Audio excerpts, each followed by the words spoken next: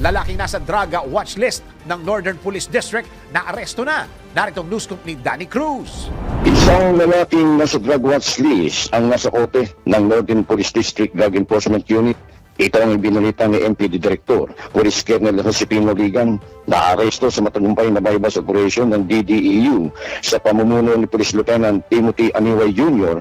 ang suspect na si alias Ian, 27 taong gulang, ng Santos Compound, Buti District sa Malinta sa lungsod ng Valenzuela, na isagawa ang operasyon matapos ang koordinasyon sa PDEA kung saan nasamsam ng mga pulis ng MPD kay Ian ang 30 gramo ng hininalang shabu na may standard drug price na 204,000 piso.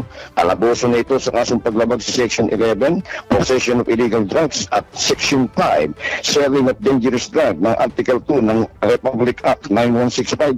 Nagbigay ng babala si Police Colonel Nixon Tayabang, hepe ng Valenzuela Police, sa mga sangkot sa bentahan ng illegal na droga.